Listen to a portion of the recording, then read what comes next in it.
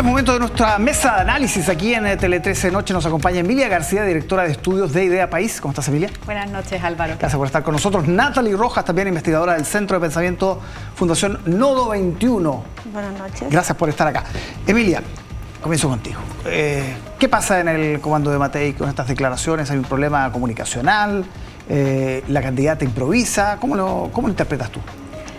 Yo creo que a propósito de las declaraciones hoy día de la candidata Matei, creo que hay que hacer dos distinciones.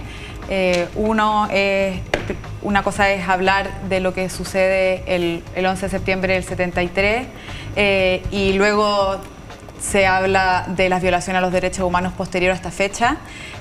Yo creo que con respecto a las muertes luego del golpe de Estado, nunca es justificable la violación a derechos humanos en ningún contexto, ni la persecución ni la tortura de connacionales, y creo que y eso en Idea País siempre hemos sido de una línea, y en ese sentido a mí me parece desafortunada esa frase de la candidata Matei, pero creo que hay que hacer también un reconocimiento de lo que se vivió el 11 de septiembre del 73. Aquí cuando la izquierda dice que ese día hubo un quiebre democrático, olvida que el quiebre democrático fue mucho antes que ese día, y en ese sentido creo que el 11 de septiembre habla mucho más del gobierno de Salvador Allende y de su poco compromiso y abrazo a la democracia durante su periodo presidencial, que inevitablemente llevó ese día a un golpe de Estado, y que para nadie en ese minuto fue sorpresa, y fue de hecho apoyado transversalmente en su minuto, y creo que eso la izquierda hoy en día lo desconoce groseramente, como vimos ahora recién a la secretaria general del Partido Comunista, Bárbara Figueroa. Natalie, ¿cómo ves lo que ha pasado? Me parece bastante grave que a más de 50 años del golpe tendremos que volver de nuevo a aclarar cosas tan básicas como que la democracia se respeta y se defiende siempre. Para cuando hay crisis democrática tenemos constituciones que nos dan herramientas para solventarlo, y los golpes de Estado jamás se van a justificar por esa vía. Cuando vemos a una persona que además justifica la violencia de Estado, no se habla solo de alguien que no tiene o carece de empatía, se habla de una persona que encarna valores profundamente antidemocráticos. Para hacernos una idea, en cifras, según datos del Plan Nacional de Búsqueda, son más de 1.600 personas detenidas desaparecidas. Según el Museo de la Memoria, son más de 2.000 personas asesinadas. Si esto no nos hace sentido aún, esto equivale más o menos a 195 personas detenidas o asesinadas al año. Son 16 al mes, o una cada 2 días durante 17 años de manera sistemática.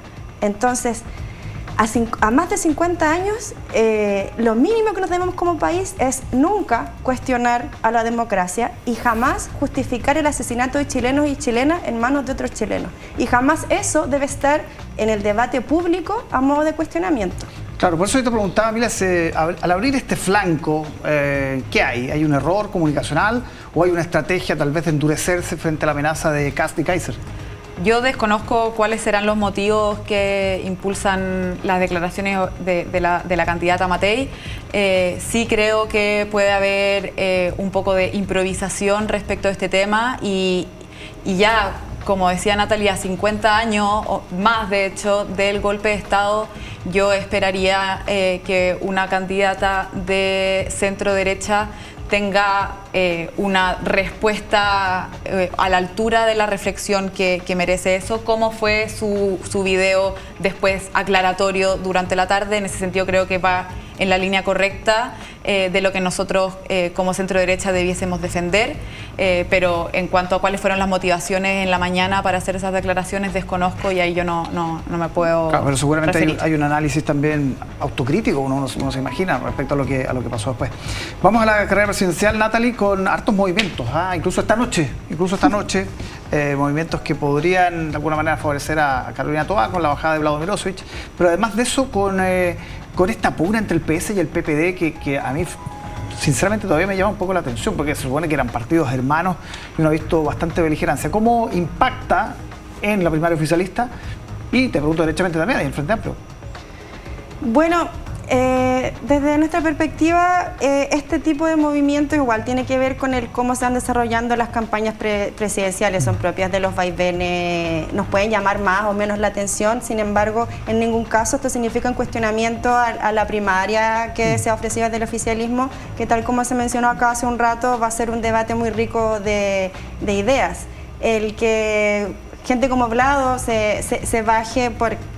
antes de que tenga, no sé, un tema con el CERVEL, ¿cierto? Y no tenga un impacto comunicacional, va por ahí, digamos, y es totalmente válido que un partido que en términos de capacidad de movilizar a la ciudadanía tenga menos que otros, decante por una de las candidaturas. Sí, ahora, natural. Yéndonos hacia, por ejemplo, hacia candidaturas como las de Jara o de Gonzalo Vinter, ahí vemos a dos personas que son realmente...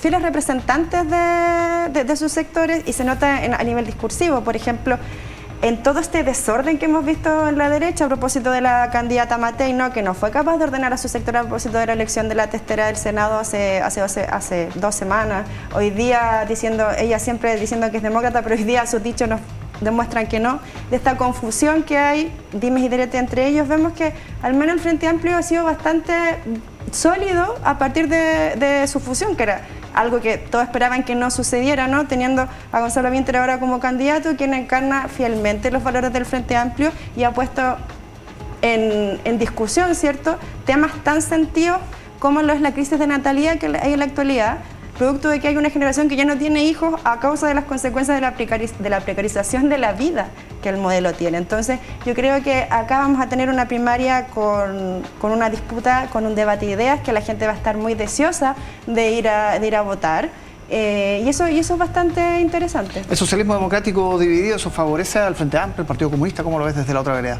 Yo, antes de ir a tu pregunta, Álvaro, me gustaría hacer una apreciación. Yo no sé si diría que el Frente Amplio ha seguido una sola línea, o sea, lo hemos visto a propósito de distintas declaraciones que hicieron a propósito del TPP-11, que hace 2 o 3 años decían que básicamente ponía en riesgo nuestra democracia y hoy en día no pueden defender esa idea original, y lo vemos en todos los cambios que han hecho en materia programática en los últimos 3 años a partir del rechazo el 4 de septiembre. Entonces, yo, a pesar de que es evidente que la primaria de la izquierda es más interesante, es más competitiva, no sé si diría que es más rica en ideas. Yo creo que cada uno de los candidatos tiene harta complejidad para representar fielmente las ideas. Y con respecto a lo del Partido Socialista y el PPD, a mí me parece muy triste o muy lamentable que se dividan